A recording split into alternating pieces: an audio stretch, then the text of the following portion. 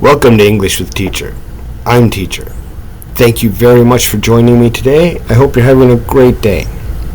First of all, I'd like to say thank you and how much I appreciate everyone who watches my videos, likes, shares my videos, and especially the ones who are subscribed. Also, if you hit the little bell icon down below, it will actually inform you when I release new videos, so you won't miss anything. And you and your friends can stay informed of all the latest content. So today, I will be working on grammar, sentence structure, and pronunciation with my co-host. So sir, would you please introduce yourself? Thank you. I'm Alex. I'm from China. I love English very much. I learn so many things from Cal. Thank you. Thank you. So we have a little script in front of us. I will read the first person and you can read the second person. Okay. What did you get up to last weekend? I played soccer. We had a big match against the first place team in the league, and it was an away goal game, so the deck was stacked against us. Did you win the game? It was a nail-biter, but we won. The final score was 3-2. We were down by 2 goals,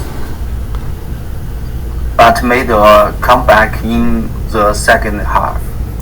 Good. Okay. Now, at the beginning of that, okay, it was a nail-biter. Nail-biter. Okay? Yeah, it was a nail-biter. Right, like someone who bites their nails. Okay, nail-biter. Congratulations. Okay, so now you read the first person. Okay. What did you get up to last weekend?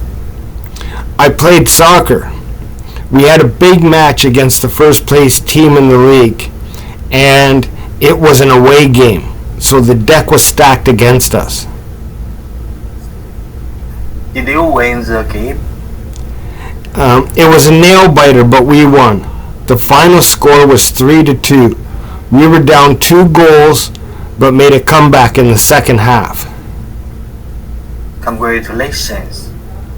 Very nice, very nice. Okay, so, and we were talking about this in a previous lesson.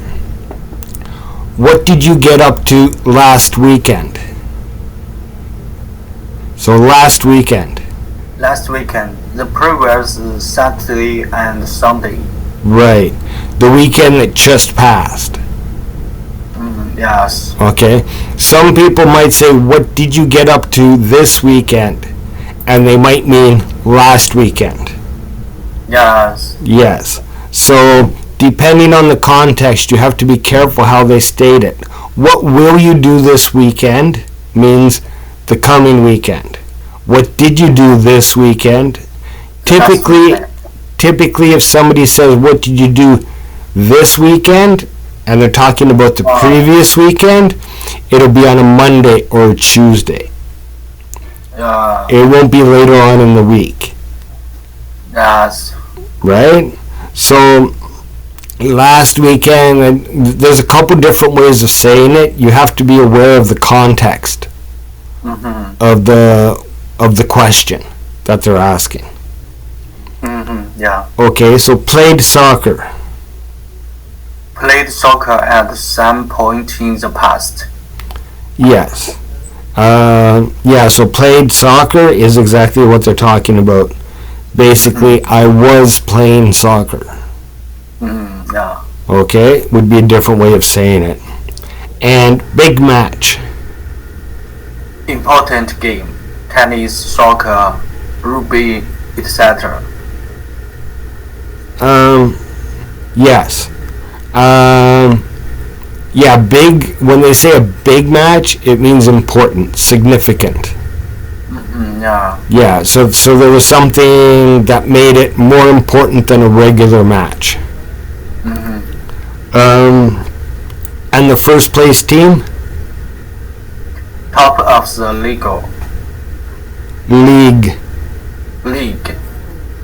top Okay. of the league. Yes. Yeah. Depends. In this situation, it's top of the league. It basically means the highest ranking, right? So, Yeah. League, division, whatever. It depends on the terms that they use to structure the organization, right? Okay. You can also talk about someone who's first in their career, right? And that means first place. It means that they're the top of their career. Okay. So they're the absolute pinnacle, the best person in that field, Oh. right? Okay.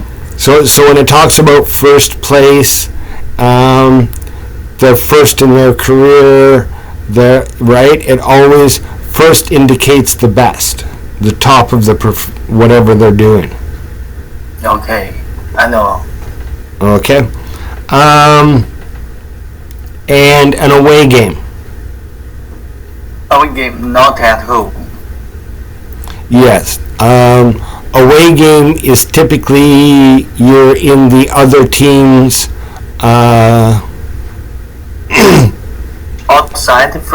outside. yeah, but typically it means you're in your opponent's arena. You're in your opponent's or whatever you play in, right? If it's a football team, you're playing at your opponent's football field, your opponent's arena, right? Yeah. Sometimes it's at a different venue. Seldomly, though, usually it means that you're at the opponent's, right? So you have, like a scoreboard, you'll have home team and visitors team, Oh. Yes. right? It's very seldom that you have two visitors teams playing in a third venue, right? So typically an away game means that you're playing in your opponent's venue. Opponent venue. And that's what it means when it says the deck was stacked against us. Okay? Some big odds to overcome. Some big odds. But Odds. that plays a little bit into it because maybe the turf is a little bit different.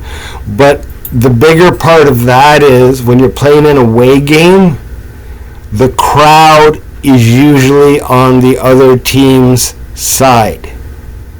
Oh. Because there'll be more of the crowd from the home team, right? So when you score a goal, you'll get booed by the crowd, right? Okay. So that's a big part of playing an away game is the crowd will usually be on your opponent's side.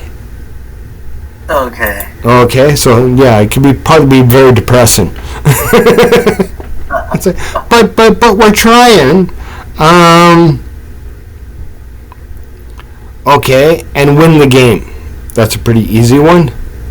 Come out on top of someone else or another team. Yes, you beat the other team. Winners and losers, and they're losers. Yeah, so you win. Yeah. Right? Okay, a nail biter. A close game. Yes. Nail biting is, they say that as an indication of tension, nervousness. You were really worried, so you're nail biting, right?